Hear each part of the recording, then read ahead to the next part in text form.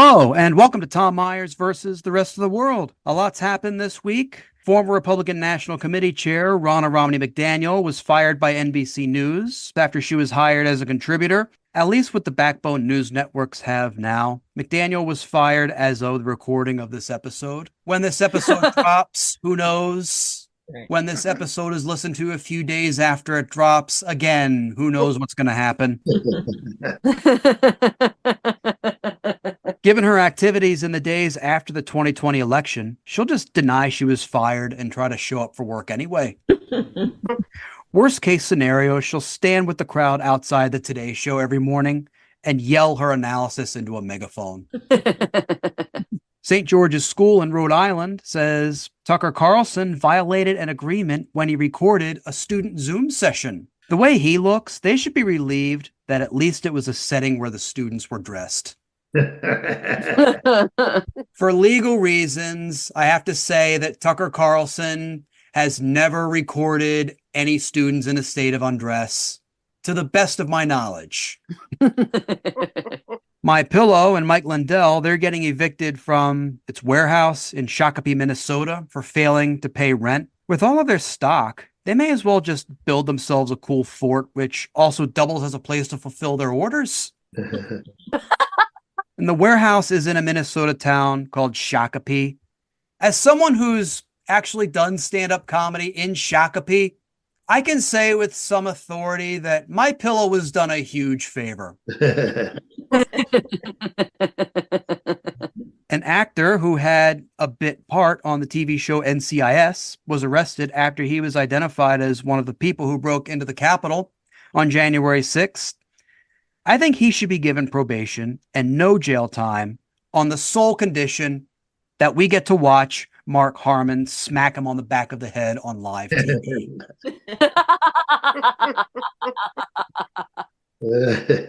In Delaware County, Pennsylvania, the first DEI director there was fired after she filed a complaint alleging racial discrimination from her boss. I think it's safe to say that that program needs to be tweaked a bit.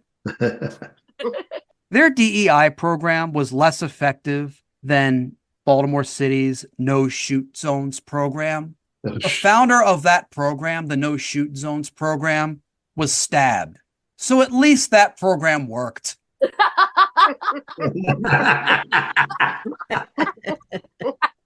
Okay, and on that note, on with the show. Please join me in welcoming Jeff Hysen, Gina Brown, Polite Kitty, and Valerie Paschall. Hey, Tom. So what's everyone been up to lately? Well, I have to say I've had an interesting week. What's up, Polite? Got a concussion from one of my clients. And this client happens to be 6 years old. So I got my butt kicked by a 6-year-old. Oh my God. Oh. Yeah. Oh. And now I'm out on L&I. Thanks. With fists or with, did he or she pick up a chair, or how did it happen? No, strong kid. They ended up punching me in my right temple and then headbutted me right in my chin, and it whipped back like, as if you were in a car accident. All because I would not let him take the eggs out of the fridge so he could sit on them like he was a dinosaur. Well, I mean, that's kind of on you then. Because honestly, who wouldn't let a 6-year-old sit on some eggs like a dinosaur? Come on now, that's parenting 101. I mean, when I was 6 years old, The Land Before Time, absolutely my favorite movie, so I get it. Favorite, but also tragic. My first trauma memory. Maybe they saw Step Brothers, where at the end with the movie Step Brothers, where the father says that when he was a boy, he made believe he was a dinosaur. Oh, yeah, maybe he wanted to go sit too. Yeah. And admittedly, I was one of those kids who didn't actually accept that, spoiler alert, that Littlefoot's mother had died. I thought she was still coming. Denial. You still haven't gotten past that. I'm next stage for grief. If this was a standard news analysis podcast, then I would go into this segment by telling you that Joe Biden and Donald Trump are just your average run-of-the-mill geriatrics who, one day to the next, think to themselves either, I hope I win this race, or, dear God, please take me now.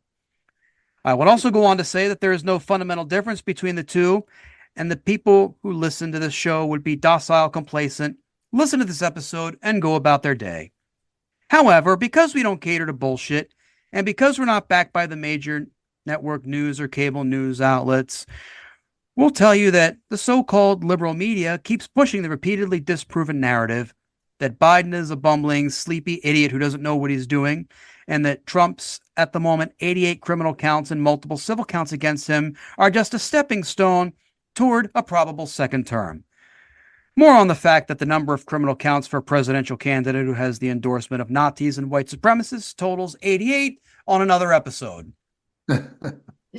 Despite the assertions in the Robert Hur report on Biden's handling of classified documents, proven not true by not only eyewitness accounts of Biden doing his presidential duties, but also the transcript of the deposition in said Hur investigation, the idea of Biden not being capable of handling the duties still resonates through not only the fringes on the internet, but also on the formerly reliable news networks. And, you know, I've been planning this episode for some time. I didn't know when I was gonna do it, and there was no real one event that triggered me to say, okay, I'll just do this now. But before we get into some of the Trump legal stuff, I mean, I would like to focus on the coverage of Biden, just to say that he's clearly not being covered. He's clearly not being covered the same. I mean, the news networks are still thinking it's, you know, the 70s and the 80s, I would say, when you have just two men running for president, like I said, who ideally would be the same. But in this case, they're not. And the news networks and unfortunately, the American populace just seems to gloss it over. What you have, Tom, in my opinion, is the media bending over backwards to show how fair they are. But by doing so, they are not reporting accurately. So in their efforts to be fair and play both sides, they're not doing their job to provide an accurate portrayal of the two candidates.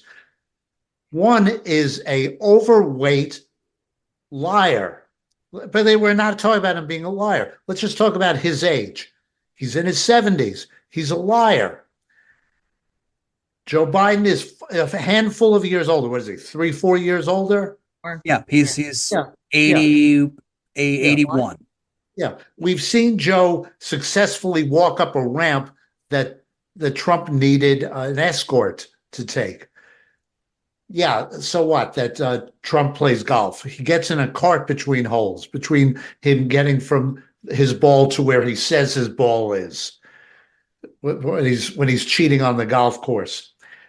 Nobody says anything about Joe's health other than what's imagined by the media. Yes, he stumbles through some sentences. So does everybody else. Right. And we're not 81. I mean, it doesn't matter, right? We stumble now and we're way younger. Right? Yeah, and I'm not saying that age isn't an issue, but it's an issue for both people. Right.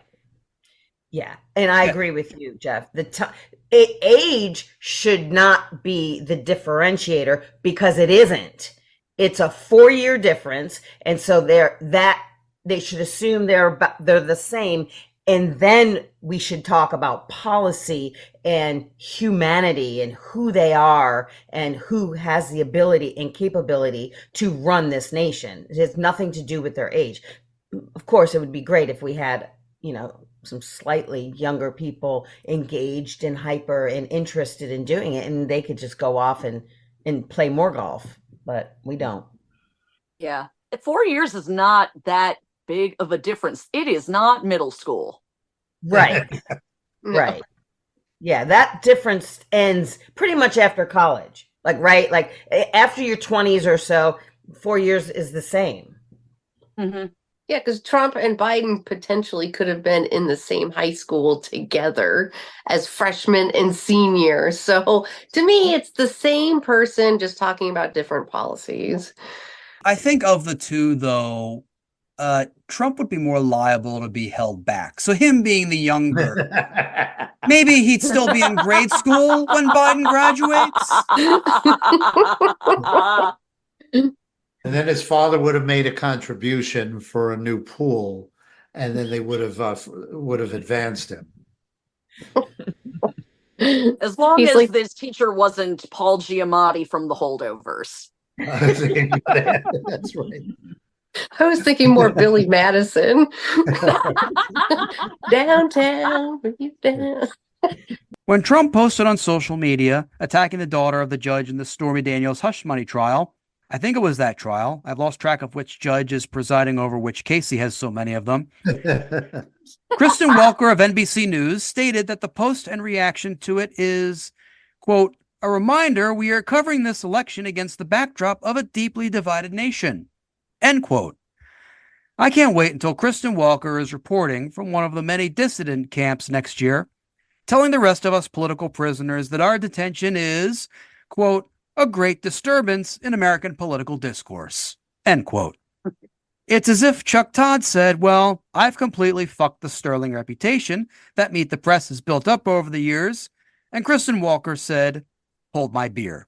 In this clip, Welker pushes the mainstream media narrative that California Governor Gavin Newsom would be a great substitute for Biden on the Democratic ticket, but Newsom was having none of it. Days after that special counsel report came out questioning the president's age and his memory, the Washington Post reported that anxious Democrats reached out to top Biden donors to ask, quote, when is Gavin getting in? Or how about Whitmer or Shapiro? The buzz has not stopped. I know you've been asked this before, but do you still rule out a run in 2024? You got to be kidding. I am here celebrating the extraordinary accomplishments of the Biden-Harris administration, making the case that we need to make to lift up the issues, lift up the record, drive contrast with the Republican nominee to be Donald Trump, Have you gotten so that any we can win calls? for 4 more years. Have you gotten any calls, Governor, encouraging you to run? It's all idle chatter. It's all you know what? That's a sideshow. I think what Democrats need to do is worry less, do more, continue to overperform as we have, continue to win, make the case. Don't be ashamed of 4.1% GDP over the last 2 quarters. Don't be ashamed about the alliance management of the Biden-Harris administration. Don't be timid about making the case for the record of this administration. So you're ruling it out 100%. It's not even an interesting conversation. Okay. And by the way, I think it's a damning conversation, frankly, the other side wants us to have. And trust me, I know the mishigash coming from the other side. I'm deeply mindful of the anger machine and all the entertainment industry out there on Fox and elsewhere that love ginning this stuff up. At the end of the day, not only has this train left the station, but we get to enjoy a record of accomplishments as we make the case in a re-election, the likes of which we couldn't have even dreamt of, even as a Democrat, the last century. I mean, it seems as though we go through a cycle, I'd say every decade, like something happens. Like in the 90s, it was Bill Clinton, Monica Lewinsky, the media kowtowed to that. In the 2000s, it was the run-up to Iraq, Saddam Hussein, weapons of mass destruction. Media really didn't call anybody to the carpet on that one. The 2010s, it was Donald Trump running for president, and oh, maybe he'll pivot. The media was just kind of standing back and letting things go. This decade, it appears to be Biden and his age, and Democrats are finally growing some balls and saying, fuck off with that. Yeah. Newsom's been through a recall election. He's not taking any crap, as evidenced by the fact that he used Yiddish. I'm pretty sure Gavin Newsom is not a member of the tribe, but he used the word Michigas. Now, he said it improperly, but an A for effort for you saying Michigas, which by the way means nonsense. So way to go, Gavin Newsom, Gentile, using Yiddish. Newsom Whitmer 28. Well, I don't know. Newsom, I mean, he's okay. He's not like the best anyway, but in this particular instance, I did agree with him. And Kristen would not back down. Like, oh, it was like she was being paid to just push that agenda. So, goodness gracious. Yeah. I mean, good on him. It's almost as if he was telling her, like, have you not done your homework? Yeah. It's Meet the Press, so no. I like where he said it's not an interesting conversation, which is isn't bad TV, Kristen. Why are you doing this? No. Yeah, that's embarrassing. It's not just the anchors on the big three networks or even some of the more established cable news networks committing to the both sidesism philosophy that there is no fundamental difference between Biden and Trump. On this clip from his podcast, NewsNation anchor Chris Cuomo receives the Gavin Newsom treatment from former MSNBC anchor Mehdi Hasan. Chris, did you think Donald Trump would incite an insurrection and refuse to leave office in 2019, in 2020? No, but I also wouldn't characterize the behavior the way you did. You don't think he incited an insurrection? No, I don't think it was an insurrection. I think it was a riot.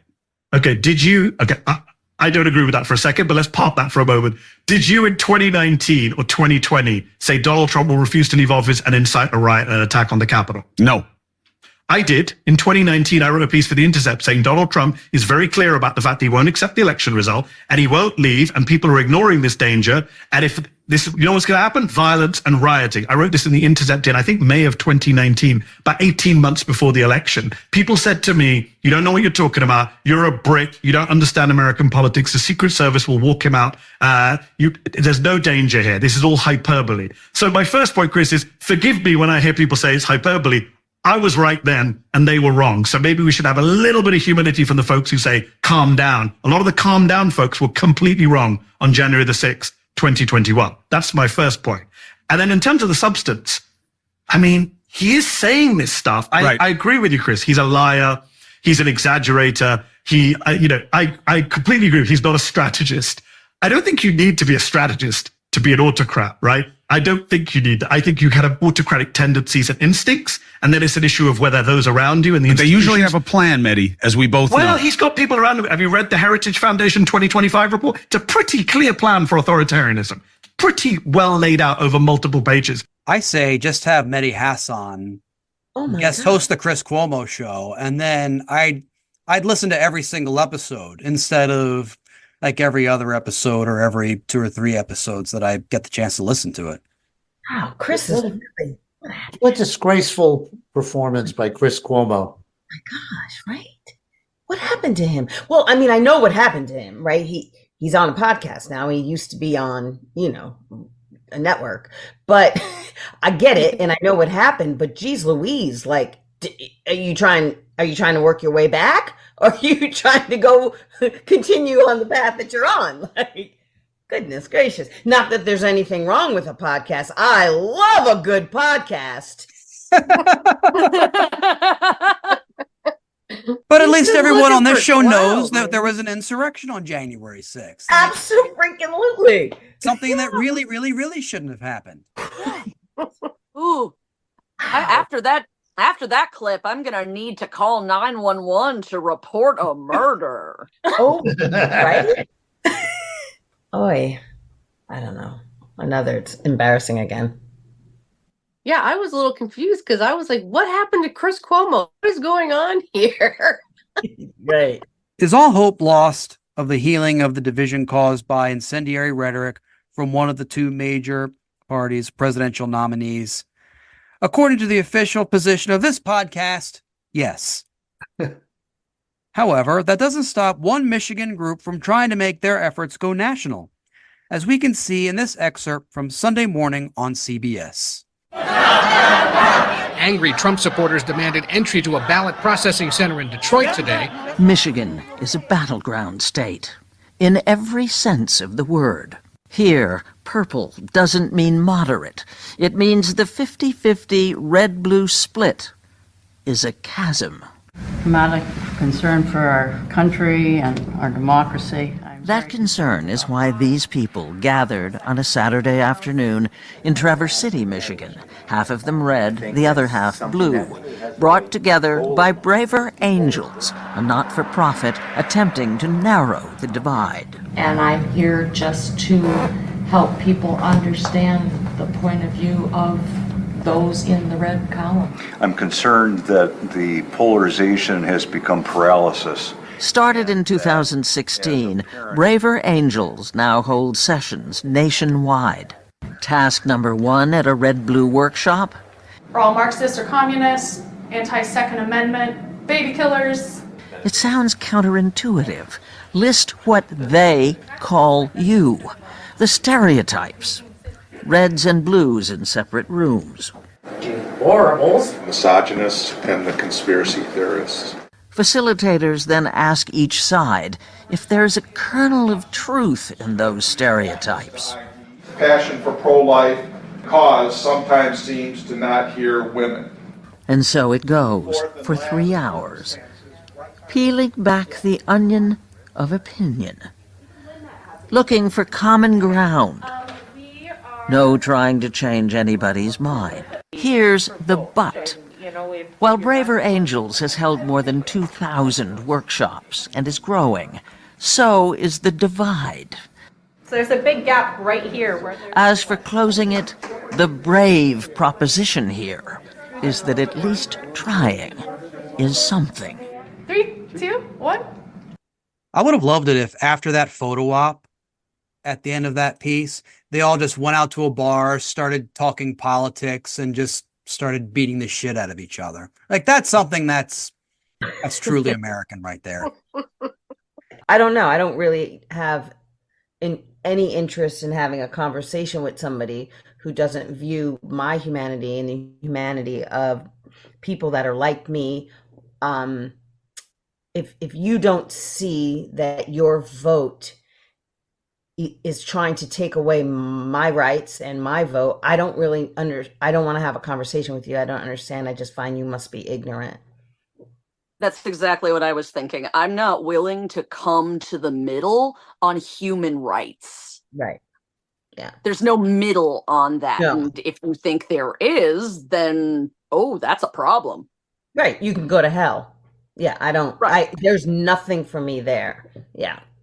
Yeah, we're supposed to be amenable to hearing, okay, why don't you accept a compromise on abortion choice and say 16 weeks? Can you live with 16 weeks? Why should that be the parameter? Why should that be the choice? You're getting what you want. You're just getting it a few weeks after you think you're entitled to get it. As Gina beautifully put forth, this is about human rights. This isn't about a debate about whether or not you are really as bigoted as we think you are, or as anti-democracy as we think you are. This is about your treatment of people and how you treat people. Like, I think as a grown-up, if you don't have an excuse, you can no longer say, well, this is how I was raised. No, you're 67. That's not how you were raised. Like, even if it was, that's not, you need to have read something or grown. You can no longer blame how you are once you're a certain age on your upbringing. You need to do better. Yeah. Like, surely you've had conversations with other people. And if your town is so small that you haven't, you've seen a television, you're connected to the World Wide Web, like you see other people, you have the ability to get information and parse it out and figure out what's true and what isn't. And I don't have any patience for that. It's not just American media that is trying to portray this campaign season as close to normal as possible.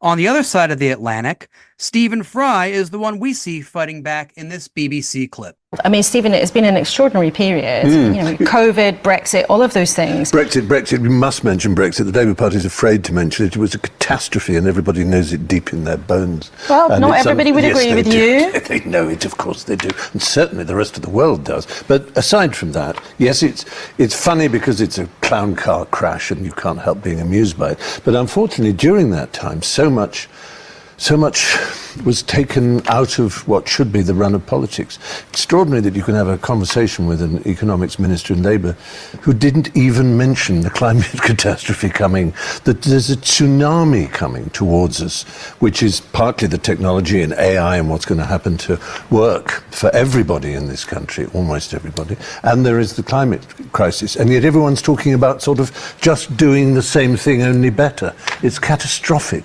Meanwhile, CNN would follow that up with old white male comedian mansplains to female journalist.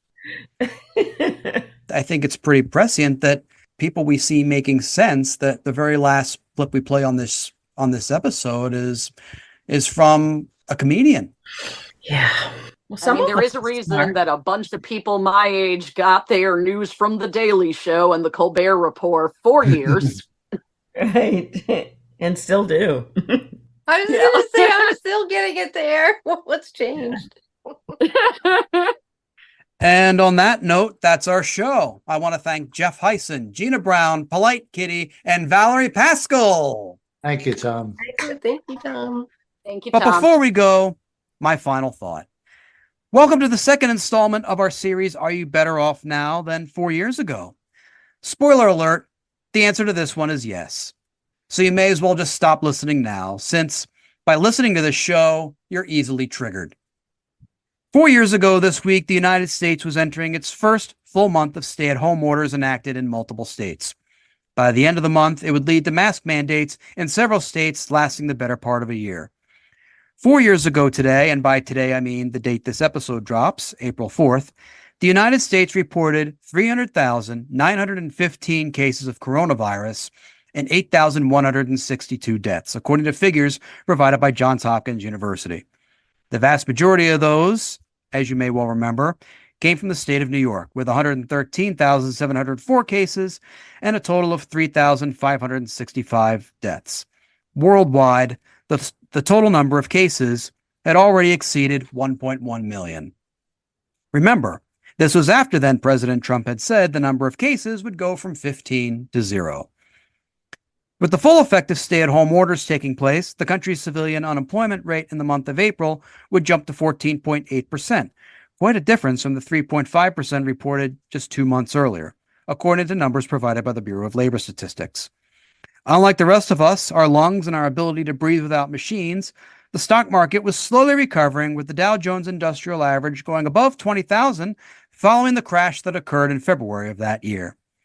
Weekly fuel demand was down 41% this time 4 years ago when compared to the same time the previous year, according to the website Gas Buddy. 5 days earlier, on March 31st, gas prices fell below $2 a gallon to $1.97, with one BP station in London, Kentucky, selling fuel for 99 cents a gallon, something unheard of since 2002. This is supposed to be good, yes? Well, if you ignore all the dead people, then yes. Remember, at the time, less fuel was being consumed because nobody was going anywhere because we were just going under lockdown for a contagious and severe respiratory virus. In short, are we better off today than we were 4 years ago? In case you need to be reminded, which some of you do, then the answer to this particular segment, as well as most likely all future segments that I do on this show, yes. Good night. This episode was written and hosted by Tom Myers with panelists Jeff Hysen, Gina Brown, Polite Kitty, and Valerie Paschall. Theme music composed and arranged by Jeroen van Hurck. Executive producers Tom Myers, Matt Connarton for ipmNation, and Eddie Carson for Odyssey Radio. Please leave a 5-star rating and a positive review on Apple Podcasts. And don't forget to subscribe to our podcast's Patreon for ad-free episodes, extended episodes, and bonus clips. Thank you for listening, and please visit tommyers.us.